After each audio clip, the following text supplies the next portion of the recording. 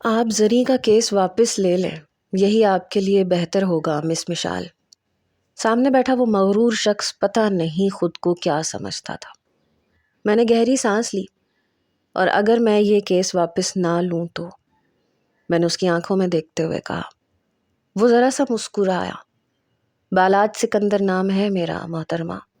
یہ کیس تو آپ ہار جائیں گی، کیونکہ اگر آپ نے مجھ پہ بے بنیاد الزامات لگائے تو یاد رکھیے گا کہ زری کا تو میں جو حال کروں گا وہ کروں گا، بخشوں گا تو میں تمہیں بھی نہیں۔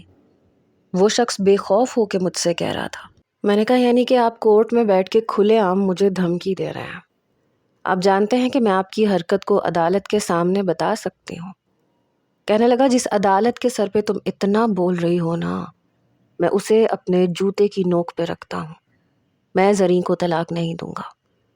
میں نے کہا وہ تو تمہارے اچھے بھی دیں گے، اور میں بھی تمہیں کھلا چیلنج کرتی ہوں مسٹر، کہ میں زریں کو تمہارے چنگل سے آزاد کروا کے ہی دم لوں گی۔ تم جیسے آدھے ادھورے مرد کے ساتھ اپنی دوست اور اپنی کلائنٹ کی زندگی مزید برباد ہونے نہیں دے سکتی۔ اولاد کی خواہش ہر عورت کو ہوتی ہے۔ میری بات سن کے اس نے اپنی مٹھیاں بھینچی تھیں۔ کہنے لگا تم میرے اور زریں کے معاملے سے دور رہو تو بہتر ہوگا، اور اسے کہہ دینا کہ اگر اس نے مجھ پہ کوئی بھی الٹا سیدھا یا غلط الزام لگایا تو میں اسے چھوڑوں گا نہیں۔ میں نے کہا اے مسٹر، تم کھلے عام میرے سامنے میری کلائنٹ کو دھمکیاں دے رہے ہو۔ میں ثابت کروں گی کہ تم ایک نامکمل مرد ہو، اور میں زری کو طلاق بھی دلواؤں گی۔ وہ کہنے لگا مجھے نامکمل مرد ثابت شوق سے کرنا، لیکن اگر تم نے زری کو طلاق دلوائی تو دوسرا نکاح میں تم سے کروں گا، اور اس کے بعد میں تمہیں بتاؤں گا کہ میں کتنا نامکمل مرد ہوں، اور میری بات کو دھمکی بالکل نہ سمجھنا۔ اگر یقین نہ آئے تو اپنی دوست زری سے پوچھ لینا، وہ میرے مزاج سے اچھی طرح واقف ہے۔ میں غصے میں آ گئی تھی۔ اپنے آپ کو سمجھتا کیا تھا؟ دولت مند تھا تو اس کا مطلب یہ تو نہیں کہ وہ مجھے جو چاہے سنا دے۔ میں نے کہا اٹھو اور نکلو میرے کمرے سے باہر، تمہیں تو میں عدالت میں ایسا گھسیٹوں گی کہ تم یاد کرو گے۔ کہنے لگا بہت بڑی غلطی کرو گی لڑکی، بہت پچھتاؤ گی۔ یہ میری اور زریں کی لڑائی ہے، ہم دونوں کے بیچ میں ہی رہنے دو تو بہتر ہے۔ میں تمہیں آخری بار سمجھانے آیا ہوں، ورنہ انجام کی ذمہ دار تم خود ہوگی۔ یہ کہہ کے وہ میرے سامنے سے اٹھ کے جا چکا تھا۔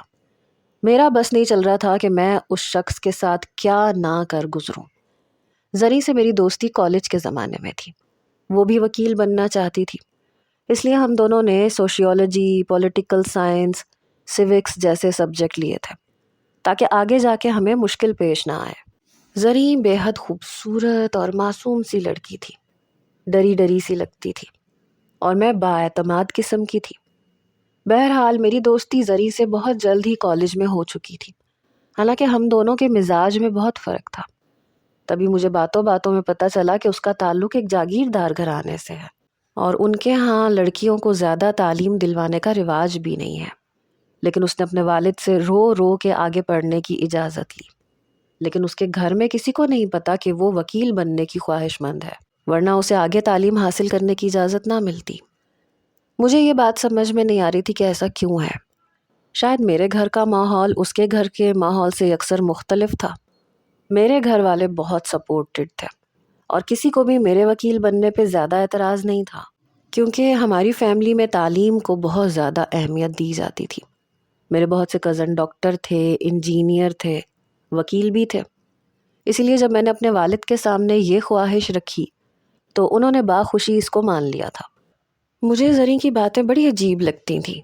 وہ کہتی تھی کہ ان کی شادی خاندان سے باہر نہیں کی جاتی اور زندگیوں کے فیصلے پنچایتوں میں ہوتے ہیں۔ مجھے ایسے لگتا تھا جیسے میں کوئی ڈرامہ یا فلم کا کوئی سین دیکھ رہی ہوں۔ اس کی بھی بات بچپن سے اپنے کزن بالاج سکندر سے طے تھی، جو اسے بالکل بھی پسند نہیں تھا، کیونکہ وہ بے حد مغرور تھا اور گھمنڈی بھی حد سے زیادہ تھا۔ پہلی بار میں نے بالاج کو اس وقت دیکھا جب ہم کالج کی چھٹی پہ کالج سے باہر نکلے۔ اگلے 2 دن چھٹی تھی اور زریں کہہ رہی تھی کہ 2 دن اسے گاؤں میں جا کے رہنا پڑے گا۔ بہرحال وہ میرے ساتھ ہی کالج سے باہر نکلی، لیکن سامنے کھڑی کالے رنگ کی لینڈ کروزر کو دیکھ کر اور وہاں کھڑے ایک نوجوان کو دیکھ کر زریں کی رنگت اڑی تھی۔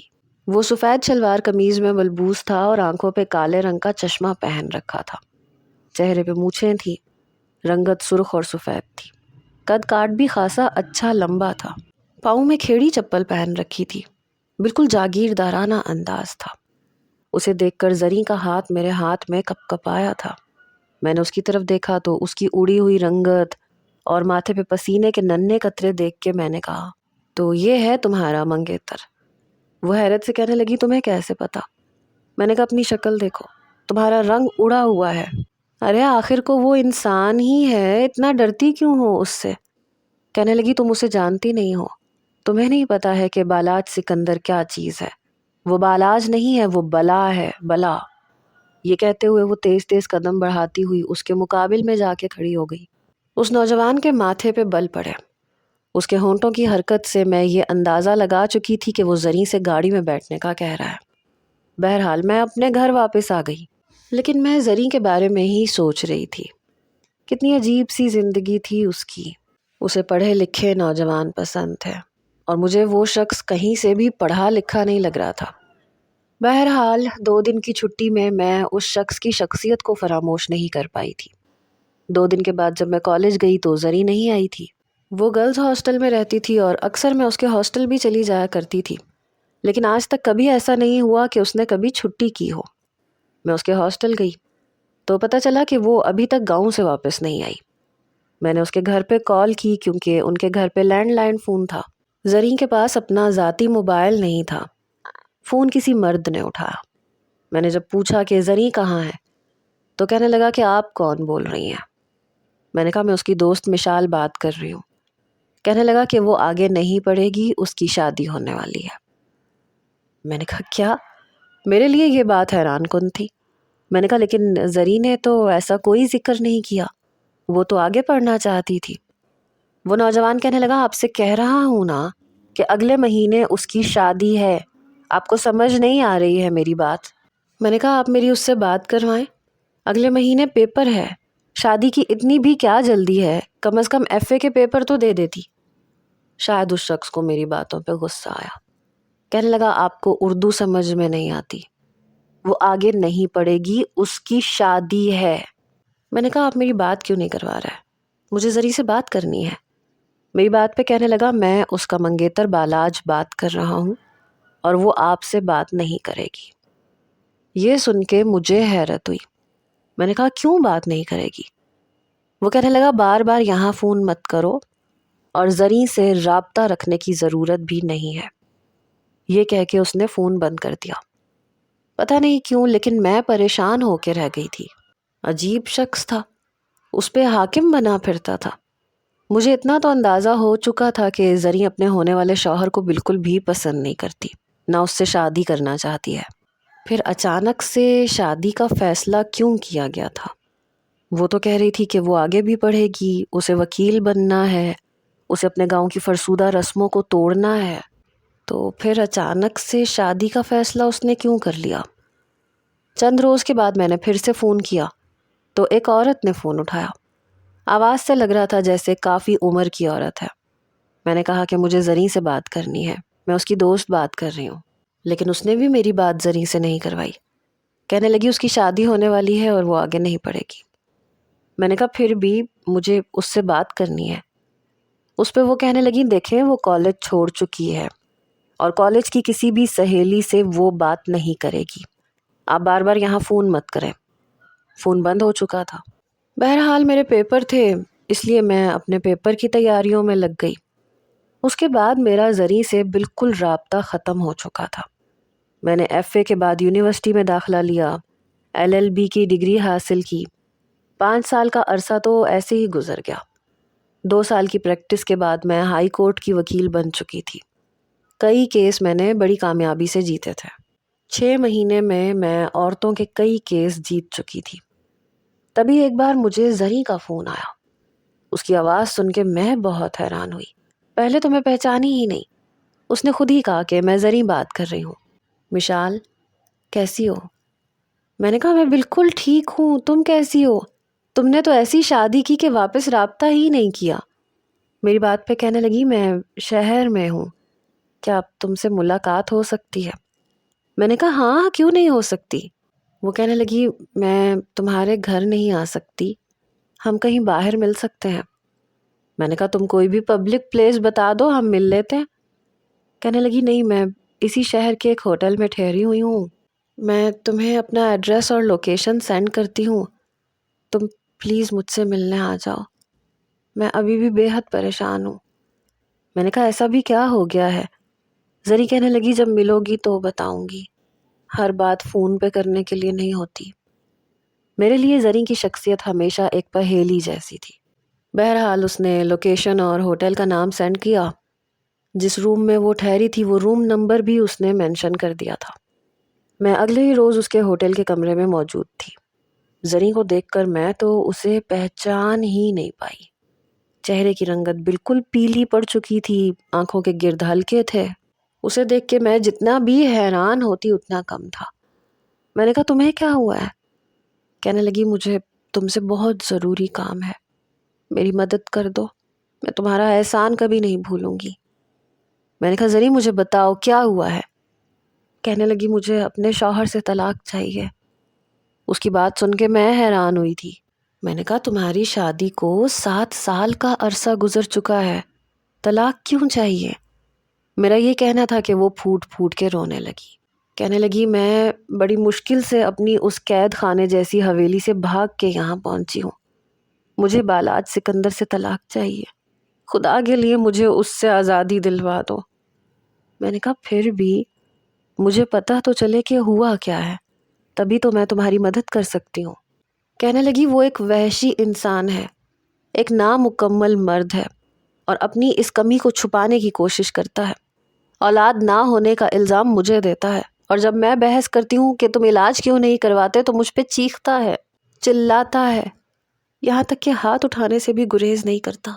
میں اس شخص کے ساتھ پچھلے 7 سال سے ایک قیدی جیسی زندگی گزار رہی ہوں، خدا کے لیے مشال مجھے آزادی دلوا دو، میں تمہاری احسان مند رہوں گی۔ وہ پھوٹ پھوٹ کے رو رہی تھی۔ میں اس کے رونے پہ گھبرا گئی تھی۔ میں اس کے پاس ہی بیٹھ گئی، اس کے جڑے ہوئے ہاتھوں کو پکڑا، اسے اپنے ساتھ لگایا۔ میں نے کہا تم بے فکر رہو، میں تمہاری مدد کروں گی، تم مجھے سب کچھ بتاؤ۔ کہنے لگی کیا بتاؤں؟ بڑی مشکل سے میں اپنے گاؤں سے بھاگ کے آئی ہوں، اگر اس شخص کو پتہ چل گیا کہ میں کہاں ہوں تو وہ مجھے زندہ نہیں چھوڑے گا، مجھے جان سے مار ڈالے گا، کیونکہ ان کے خاندان میں طلاق نہیں دی جاتی۔ مجھے بہت ڈر لگ رہا ہے، خدا کے لیے بس ایک بار مجھے اس شخص سے آزادی دلوا دو۔ میں نے کہا مجھے بتاؤ تو صحیح۔ کہنے لگی کہ مجھ سے شادی سے پہلے وہ 3-4 سال سے بیرون ملک میں تھا۔ جس دن وہ مجھے کالج میں لینے آیا اسی دن وہ واپس آیا تھا، اور کہنے لگا کہ تمہاری ہمت کیسے ہوئی آگے پڑھنے کی؟ تم جانتی ہو نا کہ کالج میں جانے والی لڑکیاں کتنی بدزبان اور خودسر ہو جاتی ہیں، اور میں ایسی لڑکی کو برداشت نہیں کر سکتا۔ مجھے لڑکیاں ڈری سہمی اچھی لگتی ہیں۔ اس نے گھر جاتے ہی میرے والد سے کہا کہ اسے شادی چاہیے۔ میں نے بہت کہا کہ میں آگے پڑھنا چاہتی ہوں، لیکن اس شخص نے میری کتابیں پھاڑ دیں، بلکہ میری کتابوں کو آگ لگا دی، میری کسی بھی دوست سے بات نہیں ہونے دی، حالانکہ میں جانتی ہوں کہ تمہارا بھی فون آیا تھا، لیکن اس شخص نے فون بند کر دیا، میرا کسی لڑکی سے رابطہ نہیں ہونے دیا۔ میں بہت روئی، پھر بھی میں نے اپنے دل کو سمجھا لیا۔ میری شادی بالاج سے ہو گئی، لیکن شادی کی پہلی رات ہی میں جان چکی تھی کہ میرا شوہر مجھے وہ سکون نہیں دے سکتا جو ایک عورت کا حق ہوتا ہے۔ لیکن میں بالاج سے بہت ڈرتی تھی، اس نے کبھی بھی اپنی زبان سے یہ لفظ نہیں نکالا، لیکن میں کب تک یہ سب کچھ برداشت کر سکتی تھی؟ سونا، چاندی، ہیرے موتی، یہ سب چیزیں مل کے بھی عورت کو وہ سکھ نہیں دے سکتی جو ایک مکمل مرد دے سکتا ہے۔ وہ مجھے اولاد نہیں دے سکتا، مجھے وہ حویلی قید خانہ لگتی ہے۔ میں نے کہا لیکن تم اس سے طلاق لینے کے بعد جاؤ گی کہاں؟ کیا تمہارے گھر والے تمہیں قبول کر لیں گے؟ وہ کہنے لگی نہیں، لیکن میرے پاس اتنا پیسہ ہے کہ میں یہاں سے باہر کہیں چلی جاؤں گی۔ بیرون ملک میں میری خالہ ہیں، وہ بہت اچھی ہیں، میں ان کے پاس چلی جاؤں گی۔ بس ایک بار مجھے اس شخص سے آزادی مل جائے، تم بس مجھ پہ اتنا احسان کر دو کہ مجھے آزادی دلوا دو، اور جب تک وہ مجھے طلاق نہیں دے دیتا تم مجھے کسی ایسی جگہ پہ رکھ دو جہاں بالاج کی پہنچ نہ ہو۔ مجھے یہ سمجھ نہیں آ رہا تھا کہ میں زریں کو کہاں رکھوں۔ میرے گھر میں میری فیملی تھی، میرے ماں باپ، میری چھوٹی بہن، میرا بھائی۔ میں وہاں زریں کو نہیں رکھ سکتی تھی۔ میرے والدین تو 100 سوال پوچھتے۔ میں سوچ میں پڑ گئی تھی کہ میں کیا کروں اور کیا نہ کروں۔ میں نے کہا کہ فی الحال تو تم یہیں رکو، میں تمہاری رہائش کا انتظام بہت جلدی کر دوں گی۔ اس نے مجھے اپنا فون نمبر بھی دیا۔ کہنے لگی کہ جو کچھ بھی کرنا ہے جلدی کرو، کوشش کرو کہ پہلی پیشی پہ ہی وہ مجھے طلاق دے دے۔ میں نے اسے تسلی دی اور میں وہاں سے باہر آ گئی۔ زریں کی ساری باتیں سوچ کے مجھے بہت افسوس ہوا تھا۔ اگر عورت بانجھ ہو اور مرد کی فطری خواہشات کو پورا نہ کر سکے تو وہ فوراً دوسری شادی کو ترجیح دیتا ہے، لیکن اگر عورت اس بات پہ اعتراض اٹھائے تو اس کی آواز کو دبا دیا جاتا ہے اور اسے مجبور کیا جاتا ہے کہ وہ اسی شخص کے ساتھ زندگی گزارتی رہے، پھر چاہے اس کے اندر 100 خامیاں ہی کیوں نہ ہوں۔ اور کمال کی بات تو یہ ہے کہ مرد اپنی زبان سے یہ اعتراف بھی نہیں کرتا کہ خامی اس میں ہے۔ بہرحال مجھے زریں حق بجانب لگ رہی تھی۔ میں نے اس کا کیس لڑنے کا ارادہ کر لیا اور اسے اپنی ایک دوست کے گھر بھیج دیا جس کے اوپر کا پورشن خالی تھا اور اس کے والد بھی پولیس میں تھے۔ اس کے والد سے میں نے سارا کیس ڈسکس کیا تو وہ کہنے لگے کہ میں اسے تحفظ دوں گا۔ میرے گھر پہ ویسے بھی 2 پولیس کے اہلکار ہر وقت چوکیداری پہ مامور ہیں، تم فکر مت کرو، تمہاری دوست کو کوئی نقصان نہیں پہنچے گا۔ جب کورٹ کا پہلا آرڈر بالاج سکندر کے پاس پہنچا تو وہ سیدھا میرے آفس میں آیا، بنا دستک کے دروازہ کھول کے مجھے اچھی خاصی دھمکیاں دے کے گیا کہ میں اس معاملے سے پیچھے ہٹ جاؤں ورنہ مجھے بہت پچھتانا پڑے گا۔ لیکن میں سوچ چکی تھی کہ میں پیچھے نہیں ہٹوں گی۔ میری دوست کو اپنی زندگی جینے کا حق ہے۔ پچھلے 7 سال سے وہ ایک اذیت میں زندگی گزار رہی تھی اور میں نہیں چاہتی تھی کہ باقی کی زندگی بھی اس کی اذیت میں گزرے۔ بہرحال پہلی پیشی پہ میں نے اس شخص کی وہ شکل سب کے سامنے دکھائی جو اس نے سارے معاشرے سے چھپا رکھی تھی۔ کٹہرے میں کھڑی زریں کا رنگ زرد پڑ رہا تھا کیونکہ دوسرے کٹہرے میں وہ شخص کھڑا مسلسل زریں کو بڑے غصے اور غضبناک نظروں سے دیکھ رہا تھا۔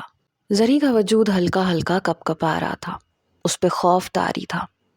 میں نے کہا کہ مائی لارڈ، شادی کے 7 سال بعد بھی یہ شخص میری کلائنٹ کو نہ تو اولاد جیسی نعمت سے نواز سکا اور نہ ہی میری دوست اپنی شادی شدہ زندگی سے مکمل طور پہ مطمئن ہے، کیونکہ اس کا شوہر ایک آدھا ادھورا مرد ہے اور کئی بار اپنی بیوی کو دھمکا کے ڈرا کے اس بات پہ چپ رہنے کے لیے کہہ چکا ہے تاکہ یہ بات دبی رہے اور یہ اپنی برادری میں سر اونچا کر کے چل سکے۔ بالاج کا وکیل کہنے لگا، محترمہ آپ کے پاس اس بات کا کیا ثبوت ہے کہ میرا موکل اولاد پیدا کرنے سے قاصر ہے یا وہ اپنی بیوی کو وہ خوشی اور سکون نہیں دے سکتا جو ایک شادی شدہ عورت کا حق ہوتا ہے؟ میں نے کہا کہ اس بات کا اندازہ اس چیز سے بھی لگایا جا سکتا ہے کہ شادی کو 7 سال ہو گئے ہیں لیکن میرا موکل ابھی تک بے اولاد ہے اور یہ اس کی ساری میڈیکل رپورٹس ہیں۔ میں نے ایک فائل جج صاحب کے سامنے رکھ دی جس میں زریں کی ساری میڈیکل رپورٹس موجود تھیں کہ اس کے اندر ایسا کوئی مسئلہ نہیں ہے کہ وہ اولاد پیدا نہ کر سکے۔ میں نے کہا لیکن بالاج سکندر نے آج تک ایسی کوئی ٹیسٹ رپورٹ نہیں کروائی۔ آپ چاہیں تو ان کی ٹیسٹ رپورٹس کروا سکتے ہیں لیکن اس چیز کے لیے بہت کیئرفل رہنا پڑے گا کیونکہ موصوف کے تعلقات خاصے وسیع ہیں۔ یہ نہ ہو کہ ایک غلط رپورٹ تیار کر کے یہ عدالت کو دھوکہ دینے کی کوشش کریں۔ میری بات پہ وہ بڑے غصے سے مجھے دیکھ رہا تھا۔ کہنے لگا، یہ وکیل صاحبہ جھوٹ بول رہی ہیں۔ میں نے کہا تو آپ ثابت کر دیں کہ میں جھوٹ بول رہی ہوں۔ یہ تو چند روز پہلے میرے آفس میں آ کے مجھے بری طرح سے دھمکیاں دے کے گئے ہیں کہ میں ان کی بیوی کی طلاق نہ دلواؤں اور میری موکلہ ساری زندگی ان کے ظلم و ستم سہتی رہے۔ میرے خیال سے تو اسے جینے کا حق حاصل ہونا چاہیے، اس نکاح کو منسوخ ہو جانا چاہیے کیونکہ 7 سال کی مدت گزر چکی ہے اور بالاج صاحب اپنی مردانگی ابھی تک ثابت کرنے میں ناکام رہے ہیں۔ یہ سن کے اس نے اپنی مٹھیاں بھینچی اور بڑے غصے سے مجھے دیکھنے لگا۔ بہرحال اگلے روز جو دھماکہ میرے سر پہ ہوا وہ میری عقل سے بالا تر تھا، کیونکہ بالاج نے اپنا کیس واپس لے لیا تھا اور زریں کو طلاق بھی دے دی تھی۔ مجھے تو یقین ہی نہیں آ رہا تھا کہ میرا کیس اتنی جلدی حل ہو سکتا ہے۔ وہ شخص جو کچھ دن پہلے مجھے میرے ہی آفس میں دھمکا کے گیا تھا اور یہ کہہ کے گیا تھا کہ وہ کبھی بھی اپنی بیوی کو طلاق نہیں دے گا، اس نے بڑے آرام سے اپنی بیوی کو طلاق دے دی۔ بڑی حیران کن بات تھی۔ زریں بہت خوش تھی اور 2 دن کے اندر اندر وہ لندن اپنی خالہ کے پاس جا چکی تھی۔ جب تک وہ لندن نہیں چلی گئی میں بڑی فکر مند تھی، کیونکہ وہ میری ذمہ داری تھی۔ بہرحال میں نے اسے بہت دعائیں دیں کہ وہ خوش رہے، اور اگر اسے زندگی میں کسی اور مرد کو اپنانا پڑے تو وہ ضرور اپنائے، اپنی زندگی صرف اسی وجہ سے برباد نہ کرے کہ اب اس کے ساتھ شادی کون کرے گا۔ وہ کہنے لگی کہ اگر میری زندگی میں کوئی اچھا اور مخلص شخص آئے گا تو میں اسے ضرور اپناؤں گی۔ بہرحال زریں کو گئے ہوئے 8-10 دن گزر چکے تھے۔ میں بھی مطمئن ہو چکی تھی اور میں خوش بھی تھی کہ میں نے اسے ایک ظالم کے شکنجے سے بچا لیا، لیکن میں نہیں جانتی تھی کہ میں نے اپنے لیے کتنی بڑی مصیبت کھڑی کر لی۔ انہی دنوں میرے لیے میرے والد کے ایک دوست کے بیٹے کا رشتہ آیا تھا۔ لڑکا انجینئر تھا اور میری اس کے ساتھ منگنی ہو گئی۔ 2 مہینے بعد ہماری شادی تھی۔ اس کے بعد تو مجھے جیسے فرصت ہی نہیں ملی۔ شادی کی تیاریوں میں یہ وقت گزر گیا۔ میں دلہن بننے کے لیے پارلر میں گئی تھی۔ باہر آئی تو سامنے ہی بابا کی گاڑی کھڑی تھی۔ میں اس گاڑی میں بیٹھ گئی، مگر جیسے ہی میں گاڑی میں بیٹھی تو مجھے احساس ہوا کہ شاید میں کسی غلط گاڑی میں بیٹھ گئی ہوں، کیونکہ وہ میرے بابا کی گاڑی نہیں تھی، شاید کسی اور کی تھی، لیکن تھی ہو بہو ویسی۔ میری غلطی یہ ہے کہ میں نے گاڑی کا نمبر دیکھنے کی زحمت نہیں کی۔ تبھی ڈرائیونگ سیٹ پہ بیٹھے نوجوان نے کلوروفارم کا رومال پیچھے کی جانب کرتے ہوئے میری ناک پہ رکھ دیا اور اسے دبا دیا۔ اس سے پہلے کہ میں احتجاج کرتی میں ہوش کی دنیا سے بیگانی ہو گئی تھی، لیکن جب مجھے ہوش آیا تو میں اسی عروسی لباس میں ایک کمرے میں لیٹی تھی۔ میرا سر بے حد بھاری ہو رہا تھا۔ مجھے ہوش آیا تو میں اٹھ کے بیٹھ گئی۔ کچھ دیر تو میں اپنا سر پکڑ کے ہی بیٹھی رہی جو بری طرح چکرا رہا تھا۔ پھر جب میں نے کمرے کا جائزہ لیا اور کچھ سوچنے کی کوشش کی تو میرے تو ہوش اڑ کے رہ گئے۔ میں کہاں تھی اور میرے ساتھ ہوا کیا تھا؟ مجھے کچھ سمجھ میں نہیں آ رہا تھا۔ میں اٹھ کے کھڑی ہو گئی، دروازے کے پاس آئی، لیکن دروازہ لاک تھا۔ یہ حرکت میرے ساتھ کون کر سکتا تھا؟ مجھے بالکل بھی سمجھ میں نہیں آ رہی تھی۔ میں نے دروازہ کھٹکھٹانا شروع کیا لیکن کسی نے بھی دروازہ نہیں کھولا۔ میں رونے لگی۔ نہ میرے پاس میرا پرس تھا، نہ میرے پاس موبائل تھا۔ پتہ نہیں میں کہاں تھی۔ میں نے کھڑکی سے جھانکنے کی کوشش کی تو وہ ایک بہت بڑی حویلی تھی جس کے اوپر کے پورشن کے کمرے میں مجھے بند کیا گیا تھا۔ باہر بے شمار گارڈز تھے، چوکیدار تھے، یہاں تک کہ جنگلی خون خوار کتے بھی تھے۔ رات کا اندھیرا ہر سو پھیلا ہوا تھا۔ مجھے سمجھ نہیں آ رہی تھی کہ مجھے یہاں کون لے کے آیا ہے۔ نہ تو میں کسی لینڈ لارڈ کی بیٹی تھی، نہ میری ذاتی کسی سے کوئی دشمنی تھی۔ میں دروازہ کھٹکھٹا کے تھک چکی تھی لیکن کسی نے بھی دروازہ نہیں کھولا۔ بھوکی پیاسی میں خود کو نڈھال محسوس کر رہی تھی۔ صبح میرے کمرے کا دروازہ کھلا اور جو شخص اندر داخل ہوا اسے دیکھ کے میرے ہوش اڑ کے رہ گئے تھے۔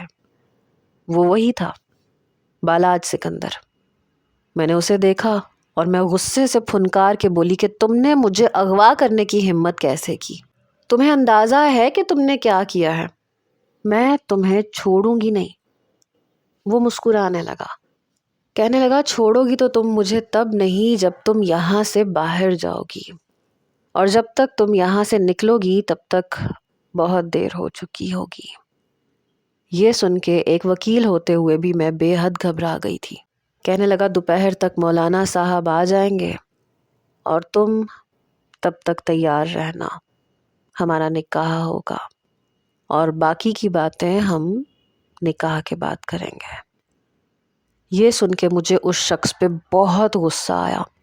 میں نے کہا میں مر کے بھی تم سے نکاح نہیں کروں گی۔ میری بات سن کے وہ میرے سامنے آ کے کھڑا ہو گیا۔ کہنے لگا انکار کی کوئی گنجائش نہیں ہے تمہارے پاس۔ نکاح کرو گی تو اس میں تمہارا ہی فائدہ ہے، ورنہ تم جانتی ہو کہ اغوا کی ہوئی لڑکی کو ہم جاگیردار کس طرح سے چھوڑتے ہیں۔ وہ نہ جینے کے قابل ہوتی ہے نہ مرنے کے قابل بچتی ہے۔ میرے خیال سے تو تم ایسی باتوں کو اچھے طریقے سے سمجھ سکتی ہو۔ تمہیں میں نامکمل مرد لگتا ہوں نا، آج تمہیں اچھے سے پتہ چل جائے گا۔ اگر تم چاہتی ہو کہ تمہارے ساتھ سب کچھ جائز طریقے سے ہو تو پھر نکاح نامے پہ شرافت سے سائن کر دینا، ورنہ بنا نکاح کے بھی میں جو چاہوں تمہارے ساتھ کر سکتا ہوں۔ اس شخص کی بات پہ مجھے بہت غصہ آیا تھا۔ میں نے کہا تم اپنے آپ کو سمجھتے کیا ہو؟ تم مجھ سے زبردستی نکاح نہیں کروا سکتے۔ اس نے کندھے اچکائے، کہنے لگا مرضی ہے تمہاری، مجھے تو فرق نہیں پڑے گا، ہمارا تو کام یہی ہے، ہم جاگیردار تو ہوتے ہی ایسے ہیں۔ یہ کہہ کے اس نے اپنا ہاتھ میری طرف بڑھایا۔ اس سے پہلے کہ وہ میرا دوپٹہ بے دردی سے اتارتا میں نے اس کا ہاتھ پکڑ لیا۔ نہیں، دیکھو میرے ساتھ ایسا کچھ مت کرنا۔ وہ مسکرانے لگا، کہنے لگا میں نے تمہیں پہلے ہی کہا تھا کہ میرے اور زنی کے بیچ میں مت آؤ۔ بہت شوق تھا نا تمہیں اپنی دوست کو بچانے کا، میں نے خود ہی اسے چھوڑ دیا، کیونکہ میں اسی وقت سوچ چکا تھا کہ اب تم پہ سب کچھ ثابت کروں گا۔ وہ تو میرے خاندان کی تھی اس لیے میں نے لحاظ مروت دکھا دیا، لیکن تم تو نہیں ہو۔ زری نے تمہیں بتایا تو ہوگا کہ ہمارے ہاں طلاق نہیں دی جاتی۔ میں شاید پہلا مرد ہوں گا جس نے اپنی بیوی کو طلاق دی ہے، اور دیکھو میں تمہارا لحاظ بالکل بھی نہیں کروں گا۔ کل کو یہ مت کہنا کہ تمہیں اپنے وجود سے گھن آتی ہے یا گناہ کا احساس تمہیں جینے نہیں دیتا۔ میں تمہیں بڑے آرام سے یہ موقع دے رہا ہوں، ورنہ مجھے کوئی فرق نہیں پڑے گا، اور یہ تم بھی اچھی طرح جانتی ہو کہ میں تمہیں چھوڑوں گا نہیں۔ اس دن میں نے تمہیں تمہارے آفس میں بڑے آرام سے سمجھایا تھا کہ میری باتوں کو دھمکی مت سمجھنا، حالانکہ تم اپنے آپ کو کچھ زیادہ ہی سمجھتی تھی۔ میرے نزدیک تمہاری وکالت کی ڈگری کی کوئی اہمیت نہیں ہے۔ تمہارے گھر والے اور تمہارا وہ قانون جس کے سر پہ تم بہت اچھل رہی تھیں تمہیں ڈھونڈ نہیں سکیں گے، اور جب تک وہ تمہارے پاس پہنچیں گے تمہارے پاس کچھ بھی نہیں بچے گا۔ میں صرف تمہیں آدھا گھنٹہ دے رہا ہوں اور فیصلہ بھی تمہارے ہاتھ میں چھوڑ رہا ہوں۔ میں حیرت سے اس کی شکل دیکھ رہی تھی۔ میں سوچ بھی نہیں سکتی تھی کہ وہ شخص اتنا گھٹیا ہو سکتا ہے، یا کوئی شخص مجھے اغوا بھی کر سکتا ہے۔ کہنے لگا دیکھو شادی تو تمہاری وہاں بھی نہیں ہو سکتی جہاں تمہارے ماں باپ نے طے کی تھی یا جہاں تم چاہتی تھی۔ وہ شخص تو ویسے بھی جا چکا ہوگا، تمہارے والدین بھی تمہیں بد دعائیں دے رہے ہوں گے، کیونکہ بھری برادری میں تم ان کی عزت کا جنازہ نکال چکی ہو۔ بہت سے لوگ تو یہ بھی سوچ رہے ہوں گے کہ شاید تم بھاگ گئی ہو۔ اب بتاؤ کیا کرنا ہے تم نے؟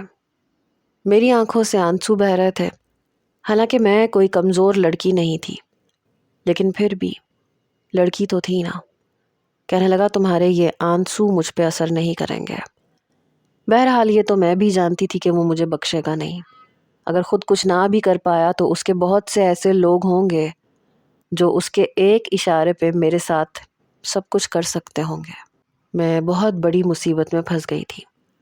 میں نے نکاح کے لیے حامی بھر لی کیونکہ میرے گھر والے جس طرح سے میری وجہ سے بدنام ہوئے ہوں گے وہ تو میرے مرنے کی دعا کرتے ہوں گے۔ پھر بھی میں یہ سوچ رہی تھی کہ میں اس شخص کو چھوڑوں گی نہیں۔ میں نے ایجاب و قبول کر لیا اور مولانا صاحب باہر جا چکے تھے۔ میں نے کمرے کی الماری کھولی تو بہت سے زنانہ کپڑے بھی پڑے ہوئے تھے۔ میں نے ایک سادہ سا جوڑا نکالا اور پہن لیا۔ کچھ دیر بعد ایک ملازمہ آئی، میرے کمرے میں موجود چھوٹے سے ٹیبل پہ کھانے کی ٹرے رکھ کے چلی گئی۔ میں جانتی تھی کہ میں اس سے کچھ بھی پوچھوں گی تو وہ مجھے سچ نہیں بتائے گی، بلکہ کچھ بھی نہیں بتائے گی، منہ بند رکھے گی۔ وہ شخص مجھے بہت دور لے کے آ چکا تھا۔ جیسے ہی ملازمہ کمرے سے گئی اس نے دروازہ بند کر کے لاک کر دیا۔ میں نے کھانا کھایا، کھڑکی کا پردہ ہٹا کے باہر دیکھنے لگی۔ کھڑکی پہ لوہے کی گرل دیکھ کر مجھے احساس ہو رہا تھا جیسے میں کسی جیل میں بند ہوں۔ باہر گارڈز پہرے داری کر رہے تھے، خون خوار کتے بندھے ہوئے تھے۔ ایک بار بس میں یہاں سے نکلنے میں کامیاب ہو جاتی تو میں اس شخص کو چھوڑتی نہیں۔ اسے سلاخوں کے پیچھے کھڑا کرنا میرے لیے کوئی مشکل بات نہیں تھی۔ میرے کمرے کا دروازہ رات 10 بجے کھلا۔ وہ شخص کمرے میں آیا۔ اس وقت وہ عام لباس میں تھا۔ کمرے کا دروازہ اس نے بڑی زور سے بند کیا۔ آنکھوں میں نہ جانے کس چیز کی سرخی تھی۔ اسے دیکھ کے پہلی بار ایسا ہوا کہ خوف کے مارے میرا دل دھڑکنا بھول گیا، حالانکہ میں ہر چیز سے واقف تھی، پھر بھی ڈر لگ رہا تھا۔ وہ میرے پاس آیا، میرا بازو بڑی زور سے پکڑا۔ کیسا لگ رہا ہے تمہیں؟ ایک نامکمل شخص کی بیوی بن کے۔ اس کے لہجے میں تمسخر تھا۔ میں نے کہا میرا بازو چھوڑو۔ میرا لہجہ بھی بلند تھا۔ کہنے لگا دھیمے لہجے میں بات کرو لڑکی، اس وقت تم اپنی وکالت کی کرسی پہ نہیں بیٹھی بلکہ بالاج سکندر کی حویلی میں ہو۔ بڑے غصے سے وہ دھاڑتے ہوئے بولا۔ میں نے کہا تمہیں اپنی شکست برداشت نہیں ہوئی، اور ایک عورت جسے تم پچھلے 7 سال سے اذیت دے رہے تھے، تمہیں اس کی تکلیف کا کوئی احساس نہیں تھا۔ تم جیسے مرد ہوتے ہی نہیں ہیں۔ میرا یہ کہنا تھا کہ اس نے میرا ہاتھ بڑی زور سے دبایا کہ میں کراہ کے رہ گئی۔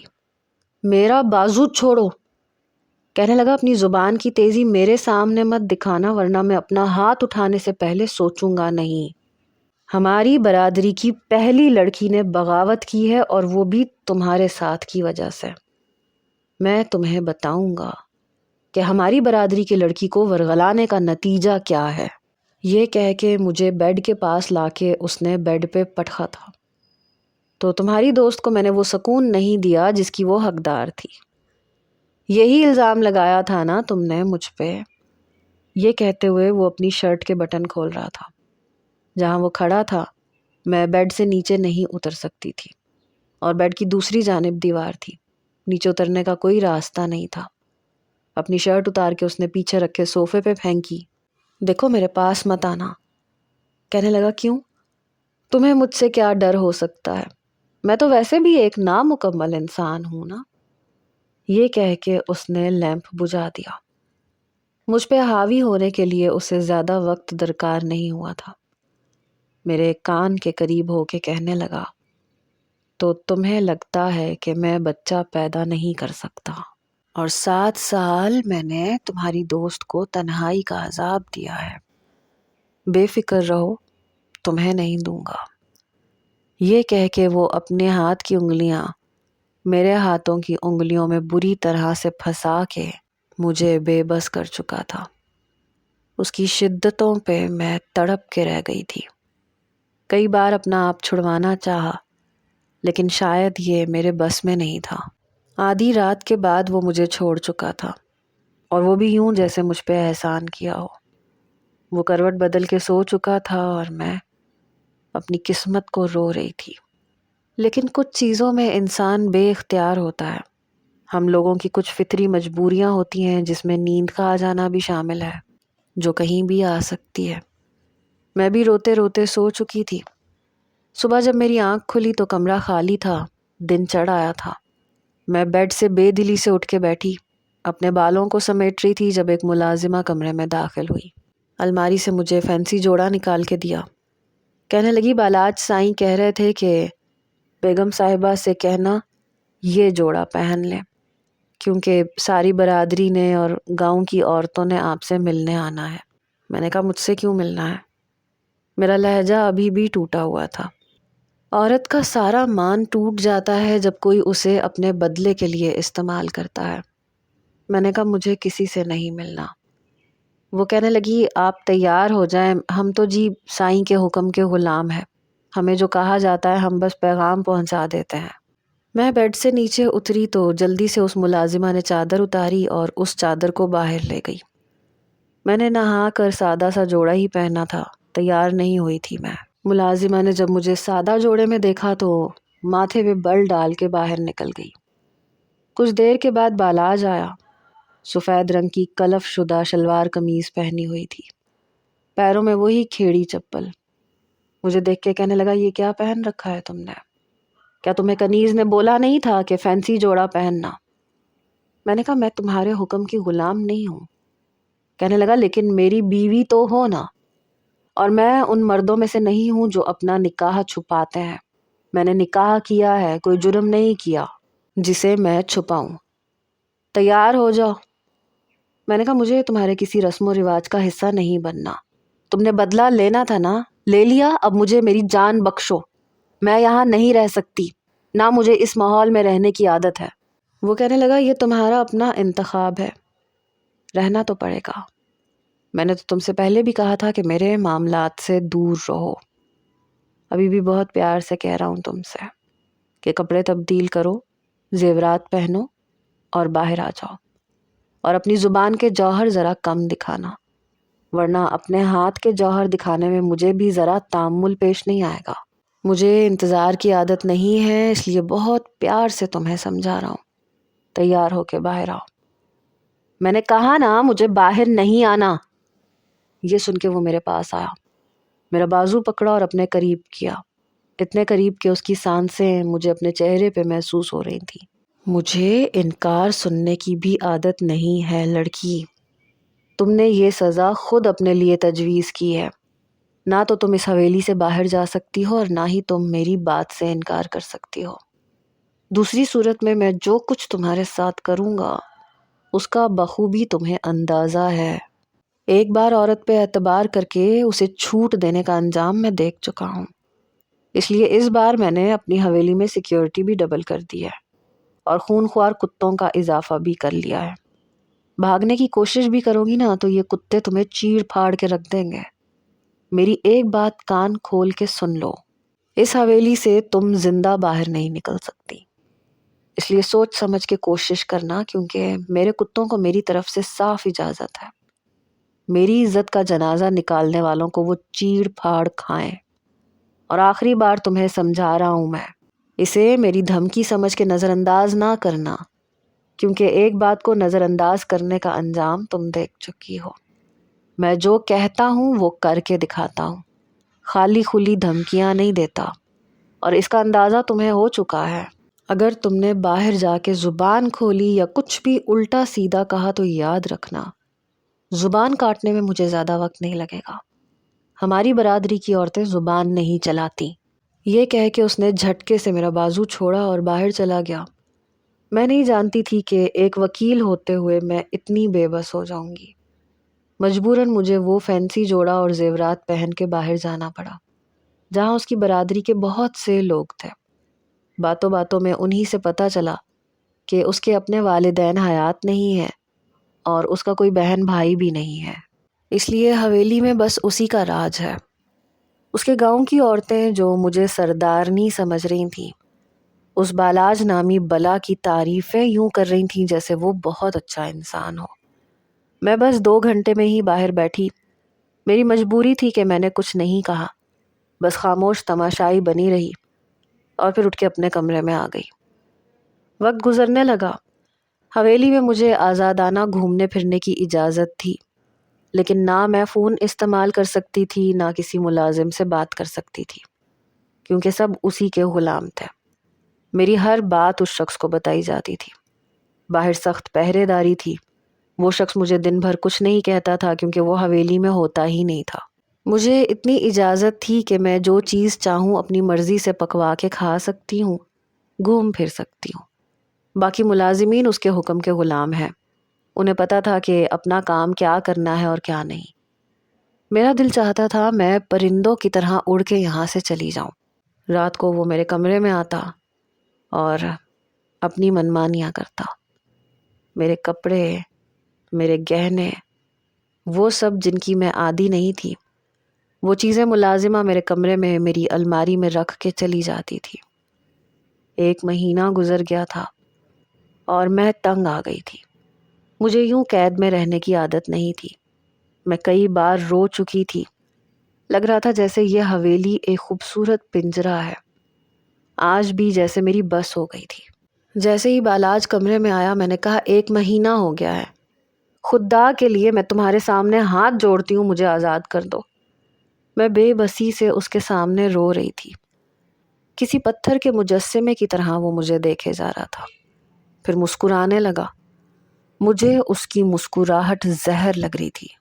کہنے لگا اتنی جلدی تم میرے سامنے بے بس بھی ہو گئی وکیل صاحبہ، بہت شوق ہے تمہیں لوگوں کو ورغلانے کا۔ میری زری کو بھی تمہیں نے ورغلایا تھا۔ بہت شوق ہے نا تمہیں عورتوں کو آزادی کا درس دینے کا۔ کیسا لگ رہا ہے تمہیں اس خوبصورت قید خانے میں رہ کے؟ یہاں تمہیں اپنی ساری زندگی گزارنی ہے۔ میں نے کہا میں نے کسی کو نہیں ورغلایا، لیکن وہ کمرے سے باہر جا چکا تھا۔ مجھے نہیں پتا تھا کہ زری کی آزادی کی قیمت مجھے اس طرح سے ادا کرنی پڑے گی۔ ابھی 2 مہینے گزرے تھے جب میری طبیعت خراب رہنے لگی۔ مجھے لگا کہ وہ مجھے اب ڈاکٹر کے پاس لے کے جائے گا، لیکن ایسا نہیں ہوا۔ ایک لیڈی ڈاکٹر گھر پہ آئی، اسی نے میرا چیک اپ کیا، اور جو خبر اس نے سنائی میں دنگ رہ گئی۔ کہنے لگی میر بالاج مبارک ہو، آپ باپ بننے والے ہیں۔ یہ خبر میرے لیے کسی دھماکے سے کم نہ تھی۔ وہ شخص اگر مکمل تھا تو میرا تو دماغ چکرا کے رہ گیا تھا۔ بالاج کی مسکراہٹ دیکھ کے مجھے لگا میرا دماغ معوف ہو چکا ہے۔ آندھیاں تھیں جو میرے دماغ میں چل رہی تھی۔ زری کی باتیں بے معنی سی لگ رہی تھیں۔ ڈاکٹر کے جانے کے بعد بالاج نے اپنے ملازمین کو بلایا، انہیں پیسے دیے، کہنے لگا جاؤ پورے گاؤں میں مٹھائی بانٹو اور گھر پہ بھی لے کے آؤ۔ یہ کہہ کے وہ باہر چلا گیا۔ آدھے گھنٹے کے بعد اس کے ہاتھ میں مٹھائی کا ڈبہ تھا اور میں پھٹی پھٹی آنکھوں سے اسے دیکھ رہی تھی جب اس نے ایک گلاب جامن میرے منہ میں زبردستی ڈالا۔ کہنے لگا ایک مٹھائی کا ڈبہ میں نے اس جج کو بھی بھیجا ہے تمہاری پریگنینسی کی رپورٹ کے ساتھ، اور یہ پیغام بھی بھیجا ہے کہ جس وکیل نے مجھ پہ نامکمل مرد ہونے کا دعویٰ کیا تھا میں اسی کے بچے کا باپ بننے والا ہوں۔ اس لیے یہ خبر پوری کورٹ میں مٹھائی کے ساتھ بانٹی جائے کہ میر بالاج اپنی مردانگی کا ثبوت وکیل صاحبہ کو بہت اچھے طریقے سے دے چکا ہے۔ پھر وہ میرے سامنے بیٹھ گیا، کہنے لگا کیا سوچ کے تم نے مجھ پہ اتنا بڑا الزام لگایا تھا، اور وہ بھی اپنی دوست کے کہنے پہ؟ اس کے بارے میں تم جانتی ہی کیا تھی؟ تمہیں لگتا تھا کہ وہ بہت شریف ہے، وہ معصوم ہے اور میں برا ہوں، کیونکہ ہم جاگیرداروں کا امیج تم لوگوں کی نظر میں ہمیشہ خراب ہی رہا ہے۔ مشال صاحبہ، آپ کی معلومات کے لیے میں آپ کو یہ بتاتا چلوں کہ زری میرے نکاح میں ہوتے ہوئے کسی اور سے محبت کی پینگیں بڑھا رہی تھی۔ وہ بچپن میں مجھ سے منسوب تھی، وہ جانتی تھی کہ شادی مجھ سے ہوگی، اس کے باوجود اس نے شہر میں ایک لڑکے سے محبت کی۔